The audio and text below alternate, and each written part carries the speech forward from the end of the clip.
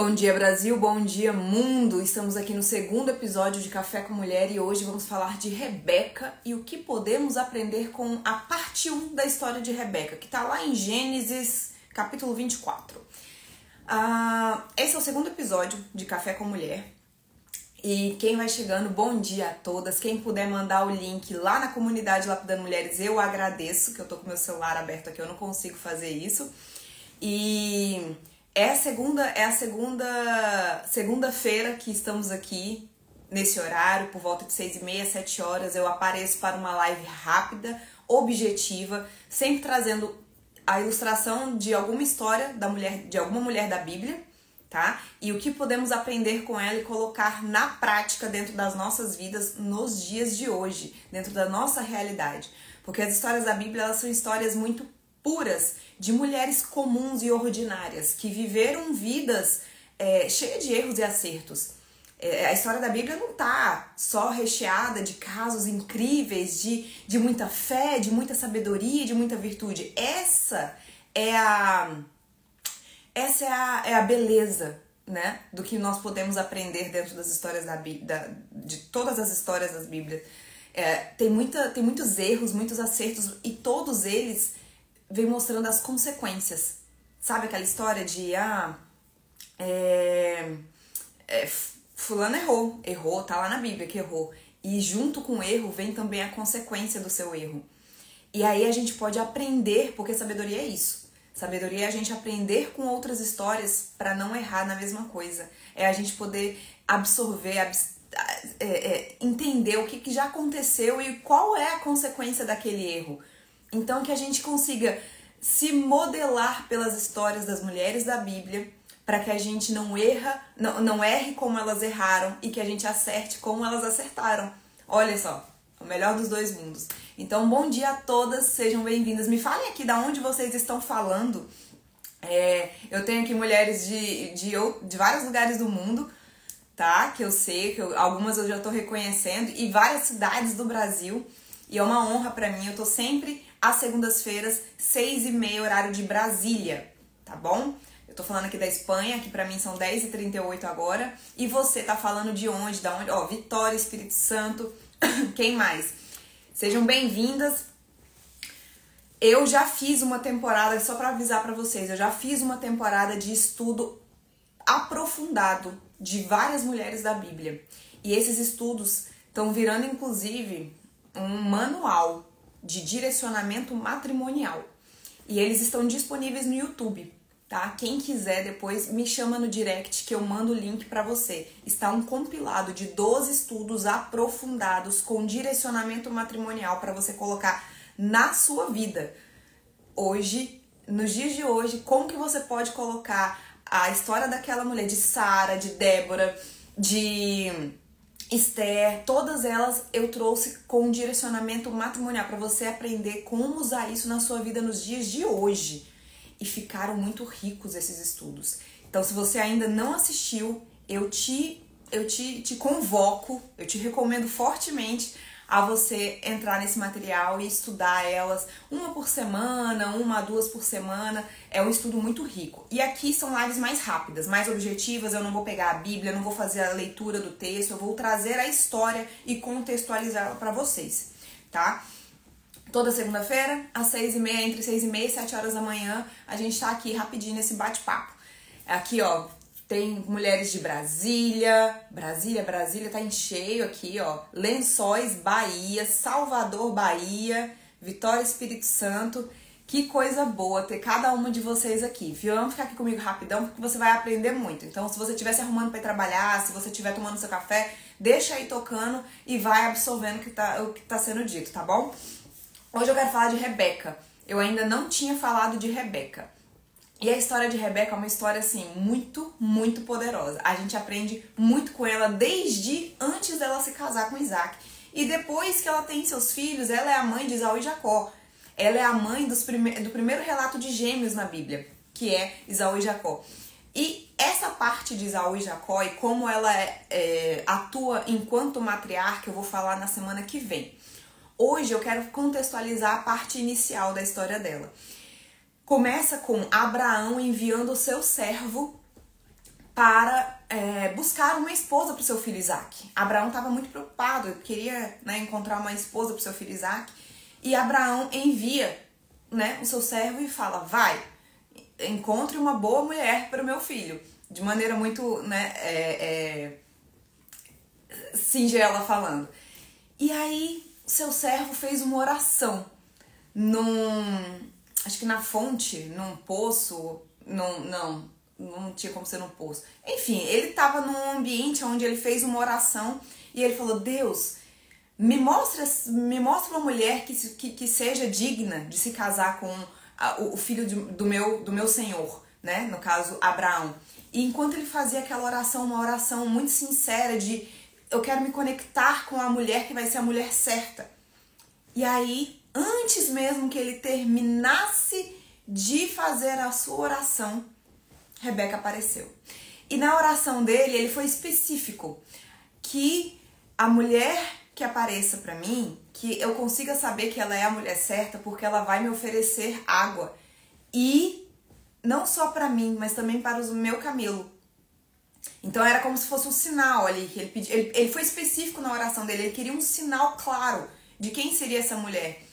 E Rebeca apareceu. E Rebeca apareceu oferecendo água para ele e para o camelo. Na hora ele falou, é você.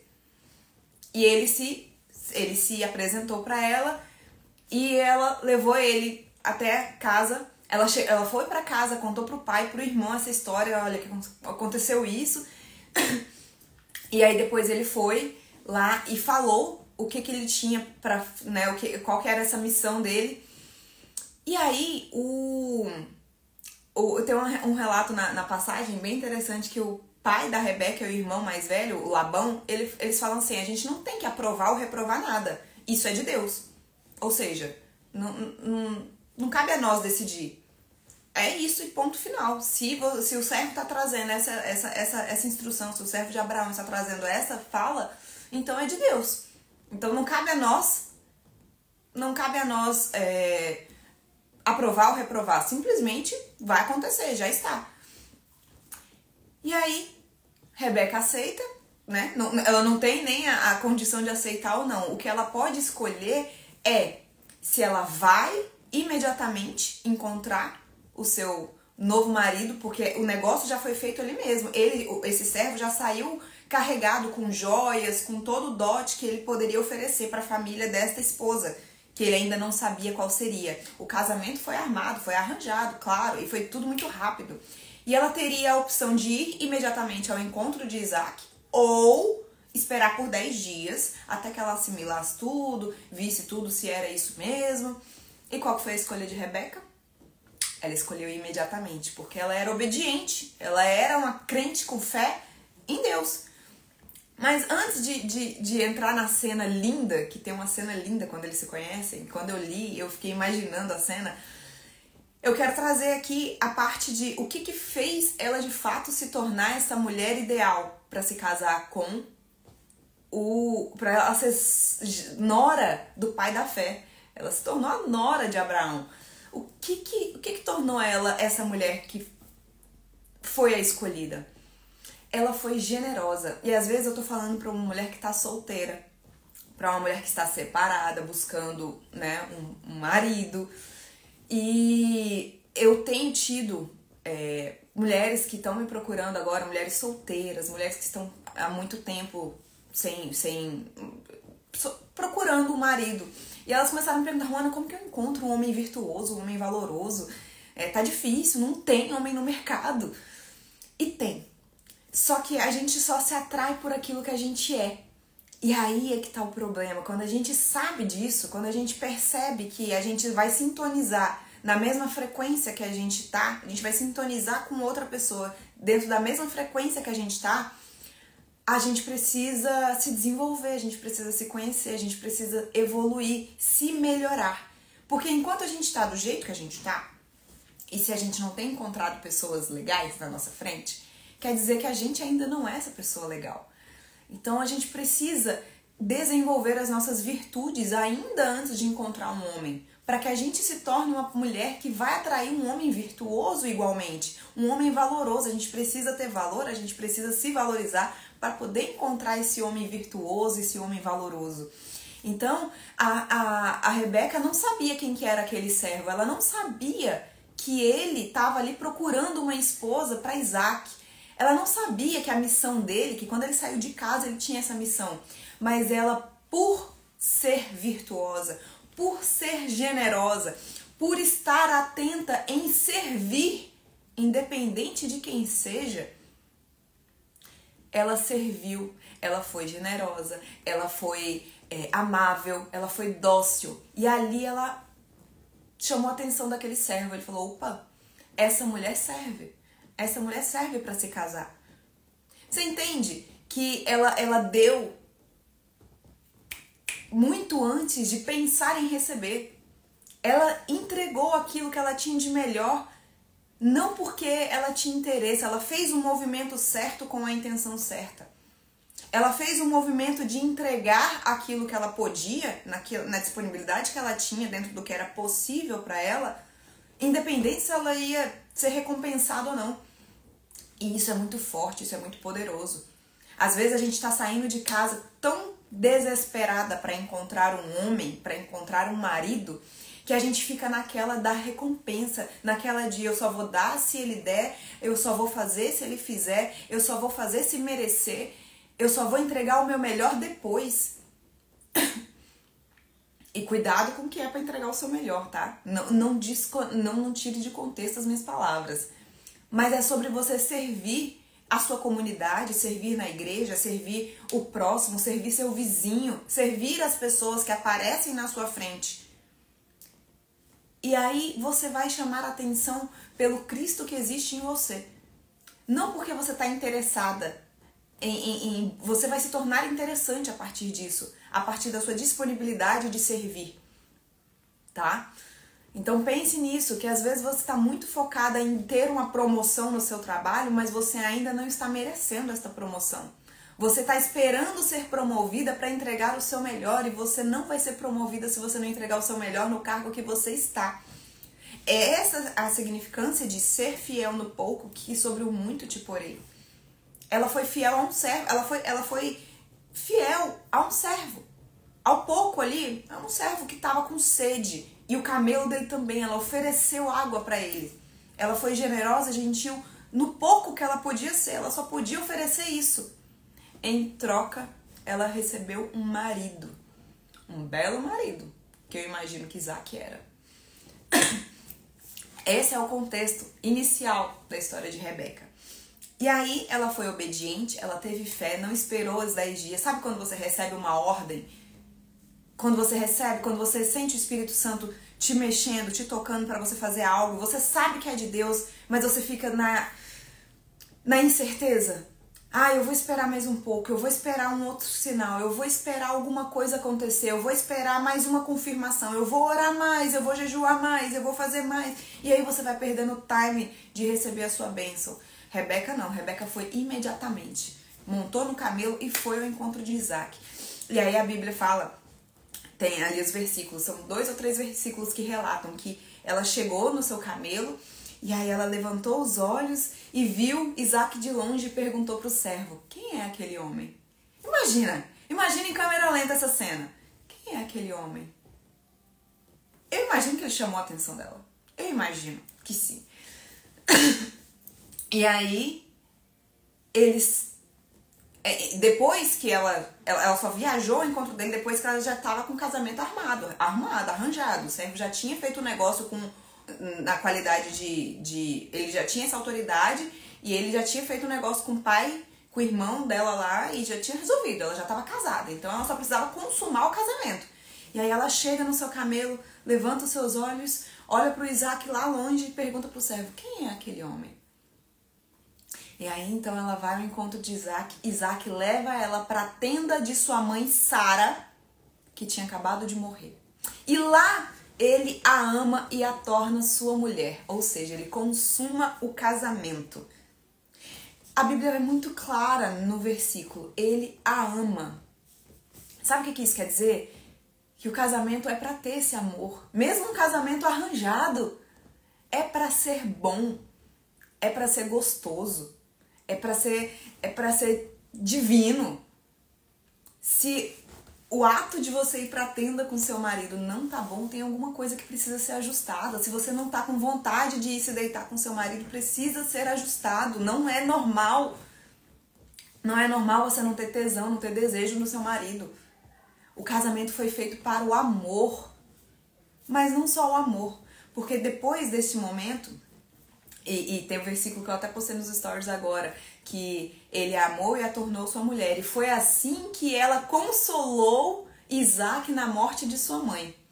Ou seja, a gente sabe bem que a gente pode sim usar esse tipo de situação para consolar, para terminar um dia ruim, para trazer conforto, para trazer aconchego, acolhimento, para trazer proximidade. Muitas vezes um casal, ele se une muito mais depois de um momento de dor. Só que a gente tem tido dias tão egoístas de ai, tá me doendo, não quero saber, não quero mexer, não quero fazer isso. Ai, eu não quero. Não é hora de fazer isso. A mãe de Isaac tinha morrido.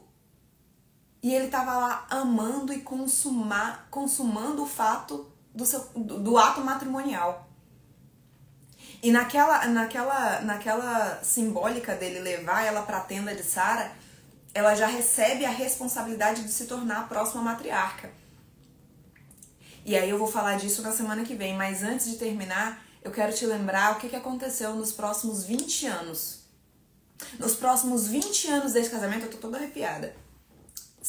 Rebeca foi infértil. Durante 20 anos, eles não conseguiram ter um filho. E Isaac passou 20 anos orando para que ela pudesse engravidar. Foram 20 anos! 20 anos! E a gente tem uma comunidade que hoje tem mais de 300 mulheres e hora ou outra aparecem casos de esposos adúlteros, esposos alcoólatras, maridos viciados em jogos, pornografia, álcool, drogas. Aconteceu, ou já era antes, ou aconteceu depois de casado. E aí ela fala que não aguenta mais. Ah, eu não aguento mais. Já tem 3 anos que tá assim, já tem 4 anos que tá assim. Quero me separar. É a única opção, é o único jeito. E eu costumo falar que o divórcio é a saída de problemas que não conseguimos resolver. Isaac passou 20 anos orando. Imagina que naquela época ser infértil, o quão pesado era. Ele podia ter arrumado outra mulher, não podia? Ele podia. Ele podia ter falado, não, esse casamento não deu certo. Não era pra isso. Não foi pra isso que Deus colocou ela pra casar comigo. Não foi pra passar por isso. Mas não. Isaac passou 20 anos orando. Você tem orado quanto tempo pelo seu marido? Para que ele se salve, para que ele se cure, para que ele saia dessa situação de miséria, de angústia, de depressão ou de vícios. Qual é a escravidão do seu marido hoje? É a grosseria? É o quê? Você tem orado por isso? Você tem se posicionado espiritualmente mediante toda essa situação que está acontecendo? Quanto tempo você é capaz de orar? Não, aí chega o momento em que a mulher começa a entender algumas coisas. Ela começa a assumir o papel dela, ela passou anos de um jeito no casamento, ela passou anos num relacionamento, num casamento disfuncional. E aí, se alguém puder tirar um print depois mandar lá no comunidade, no comunidade Lapidando Mulheres, eu vou agradecer, tá bom? E aí, o que acontece? Aí você começa a entender que tá errado. Não, ele não devia me tratar desse jeito. Não, ele não devia ser assim. Ah, agora eu vou assumir o meu papel feminina e eu quero que ele mude. Quando eu mudo, eu quero que o outro mude. Aí eu falo assim, mas quanto tempo você passou no seu casamento tendo um relacionamento disfuncional e desestruturado? Ah, foram 12 anos. Ah, foram 15 anos. Foram 18 anos. 22 anos. Aí agora, com 1 ano que ela tá começando a fazer do jeito certo, com 1 ano que ela começou a servir, com 1 ano que ela começou a não ser impulsiva, ela já quer o resultado. E como ele não reage da mesma forma, como ele não responde de imediato, o que ela faz? Tá pesado, tá cansativo, quero desistir. Ele não tá respondendo bem. Isaac orou 20 anos para que Rebeca pudesse engravidar. Será que você é capaz de orar 20 anos para que seu casamento possa ser pleno, feliz, próspero, dar bons frutos? Será que você é capaz de passar 20 anos orando e jejuando e se posicionando e evoluindo e servindo? A gente só vai conseguir contar boas histórias da nossa vida quando a gente persistir em fazer coisas boas. Porque se a gente parar de fazer porque o outro não tá fazendo, a gente vai ter, sabe qual história pra contar? Não deu certo. Só não vai dar certo se você parar, se você desistir, se você trocar o plano. E pra casamento não tem plano B. Casamento não tem plano B. Se você aprender que casamento não tem plano B, se você entender que só tem este plano, é o único plano que importa.